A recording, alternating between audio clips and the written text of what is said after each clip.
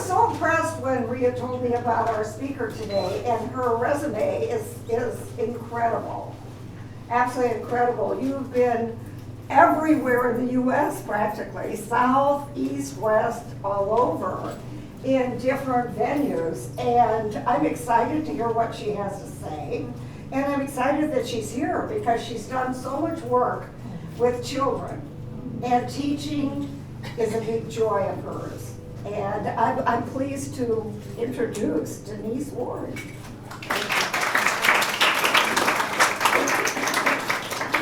Afternoon, ladies. I spent last week at the Yuma Symposium. It's their 40th year, artists coming in and demoing their work. And I sat through 5 conversations artists had. They were all an hour long. An hour long. And I have a thing about meetings. If a meeting lasts more than 15 minutes, it's got to be really, really with a lot of details and 50 people involved. So we're going to have a short run under 20 minutes. So it's a visual conversation, so you can see my work over time. And I want to just tell you who I am. Denise Ward, born in Texas in the 50s. My father was in the military. We traveled the world. Actually, we just traveled to France and Germany. And my first museum was the Louvre. It was a Sunday afternoon. We borrowed somebody's Simca. My parents had 5 kids loaded into this teeny car. We drove into Paris, which was about 60 miles from where we were. And we went to the Louvre, and we had to leave because a baby would not stop crying. Oh. And for years, I couldn't figure out where I'd seen this winged victory. Oh, yeah. You know, at the top of the stairs. And I saw it in a movie, and I went, oh. And I asked my mom later, she goes, oh yeah, we went to the Louvre one Saturday. How old were you? I started school in France. Oh. So art for me is really not art, it's just really about color. Everything is really about color.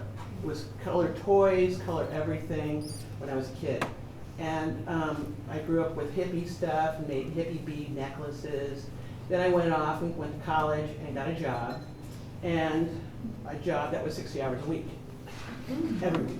And that was Monday through Friday. So I was pretty crispy and started looking for ways to become creative or do something different on a weekend. So I went to a bead store in North Beach called Yoni. And Yoni was the most amazing bead store because he had everything. His last name was Yoni. He was a Japanese American, and it was everything. So if you wanted African stones or some from Czechoslovakia that I really loved. But anyway, that's how I got started. I started making jewelry, and then I quit my job because I wanted to make jewelry. Wow. And that was 1989. Wow. And I was really successful those couple of years. Then I had a child, and every year I made less and less money. And then somebody had to go to college, and then 2 months before they left college, I quit working for other people. And that was 6 years ago. Wow.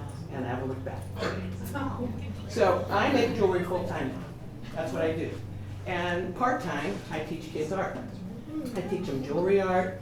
I teach them about Mexican art. I teach them about, we're doing Calder mobiles right now.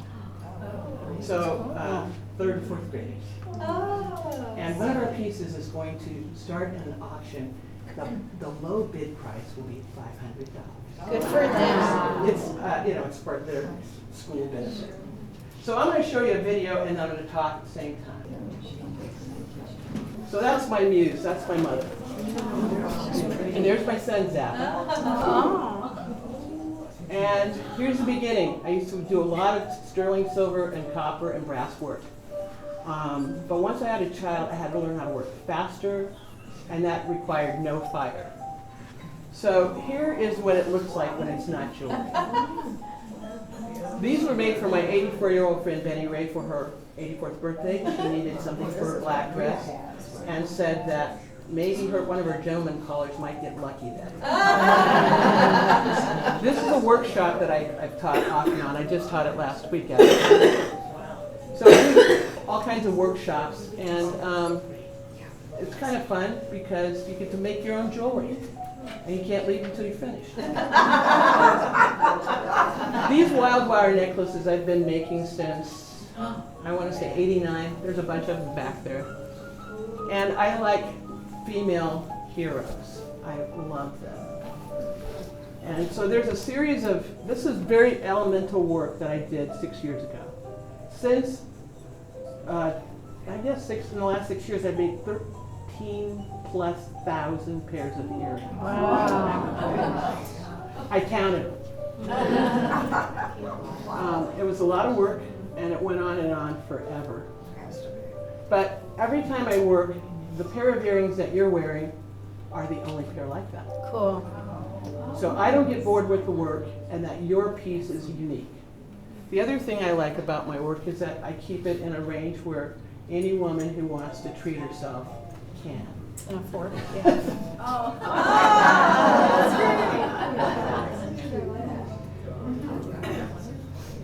So let's see what I wanted to tell you too. Okay, so some of my inspiration is a lot of Asian art, African art, modern art. Some of my favorite artists are really great modern artists like Romare Bearden, Frank Stella. Mm-hmm. I have a real love for Klimt because he's probably the only male painter that actually looked at the women he painted and saw what they see in themselves, their own inner beauty. So if you ever look at Klimt again and you look at all those women characters, you see who the woman really was, not an artist's rendition of who she might be. So I did a lot of beadwork for a long, long time. And these are post earrings because, you know, we got married on Valentine's Day. So the heart's really a big deal. They show up all the time in my work because we got married on Valentine's Day. A lot of symbolism in my work is just based on, you know how you have stories in your mind of the things that you've read and how you've lived your life, and you have your whole mythical world of images and characters and shapes. So I have a lot of those all through the jewelry. I spend a lot of time looking at different kinds of art. Specifically, I like ancient art. There we are. That was 5 years ago. And we made it all the way to Mount Nature. I love that. But this museum was unbelievable. Oh, there's You walked in and there were a river of words that you were walking in as you walked through the museum. They had an exhibit where it was, you walked in and you were in a river of words that were just all kinds of languages just spilling on the floor. So that's what happened when I saw African art. I went into an African mode for a short time. And these are all different goddesses. I'm not so much on the goddess thing as much as it is I like their stories. Yeah. I'm not going to preach them, I just like their stories. And so this pair went to a lawyer. I said, "You're going to wear those in court?" He goes, "Oh yes, now I have my powerful jewelry to wear." My sister wears hers into meetings, and so if Michelle shows up with the gold pair of earrings, they know it's this kind of meeting. But if the blue ones show up, it might be okay. And I think that if you can have you all have personal jewelry that you wear, your favorite necklace. I wear this every day because my mother-in-law gave it to me. We all have the jewelry that we wear when we want to feel a certain way. And so I lean into that a lot just because I think these are great. She's a really great jazz singer in San Francisco, Meklit Hadera, and those earrings are hers now. If I can find a way to get something to a jazz artist, I'm going to do it. So a couple weeks ago, Kurt Elling, one of my favorite singers, was at SF Jazz, and wore my cufflinks on stage. So that's how I try and do the different kinds of ways to get to those guys. And jewelry is my favorite way. So a lot of different images, a lot of color, and the best part about it is that it's super lightweight. And it is easy to wear. and it's one of a kind. I don't like to do the same work over and over again. You see similarities in pieces, but nothing's ever the same. So some of the images, I live in the world of certain things that happen all the time. You're going to find a whole bunch of ginkgo leaves. You're going to find mermaids. You're going to find shields. Shields, I think, and I sell a lot of them to young people, saying, you got to go out as a young woman and stand up for yourself every day, making sure that you feel good about who you are and not allowing any kind of disrespectful moments, because you got two choices. You can take it or you can stop. So the shields come up all the time. And this is where jellyfish started. I woke up at 3 in the morning, I made this drawing, and then I spent an 8-hour day and I made a dozen pairs of these jellyfish. One of the most amazing weird creatures on the planet. Yeah. They can be this small, or they can be 4 feet by 4 feet with 100-foot tendrils hanging from them. Wow. They can kill you, can't they? That's the one off the coast of Australia. It's called a lion jellyfish. But I really, really love playing with them. Where's my model? Can you stand? Me? Yes. Oh, yeah. Oh, yeah. Oh, really? You've got a lot of them. Yeah. These are a gift to me from you. Yeah. So this is another class that I like to teach, is color pencil on metal. I love those. What did you say? This is color pencil on metal. Pencil.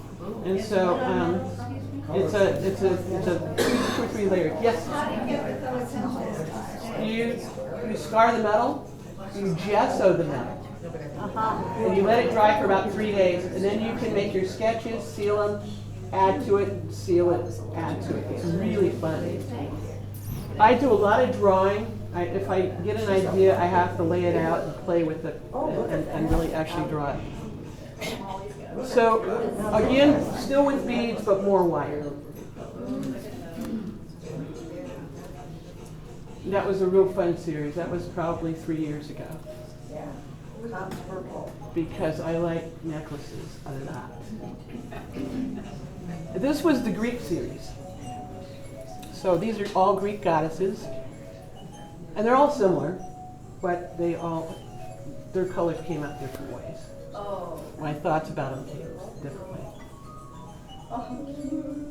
How long does it take you to make one set of earrings? I don't work on just one. It's a big assembly. I cut metal on Sunday. Wow. I shape and file and sand on Monday, and then I build for the rest of the week. Amazing. Amazing. So I'll get yes ma'am. Do you etch it yourself? Okay, anodized aluminum is a process where aluminum is put in a sulfur bath, and electricity is run through it because it's a superconductive metal. And so when they adjust the voltage through the liquid, it changes the surface color of the metal. So it doesn't come off. You have to really, use some kind of abrasive thing to scrape the color off. But it's on the surface. Some of my earrings, I'll show you one of the pairs, they were cut in 1997. I had a guy cut 4 shapes for me in 1997, and I had about 3,000 pieces of metal, which I am just about to run out of. So cloud shapes, a Venus on a half shell, and a few other shapes. So this is my mother swishing her skirts because she did. Those are She's pretty. a very sassy woman. Yes. So if you cut, all at the same time. Right. And assemble, at the time you cut, do you have certain shapes in mind? Do you know what you're gonna turn them into when you do the cutting? No. You just say, today I'll do blah, blah, blah. I will do discs. I will do long pieces. I will use the color sheets that have the designs on them. I buy those from a woman in Colorado, Lily Pilly. So I don't do all of that beautiful design. I do all the stamping. This was a thing that was amazing called The Black Woman in Sky. They're setting up for their 3rd year exhibition in the city. But I got to have a booth there. And that infinity bracelet was San Francisco. fun. Well, I'm a serious Giants fan. And I got into polymer clay by accident. I was teaching kids how to make hippie beads. We were going to make these big hippie beads. And so we learned all these different canings and designs.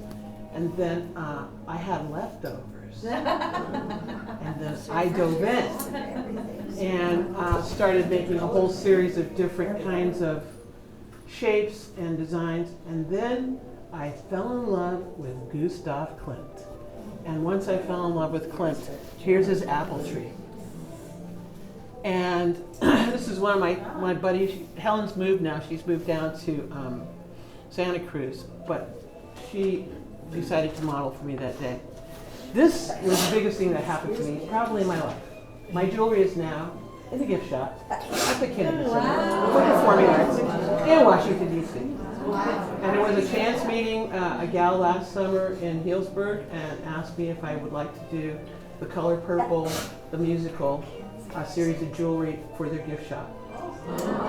And it sold out the second weekend. So then we moved on to another project, which was last fall, and it's called The Singers. And it was all the jazz singers coming into the Kennedy. And so there were lots and lots of great singers coming in.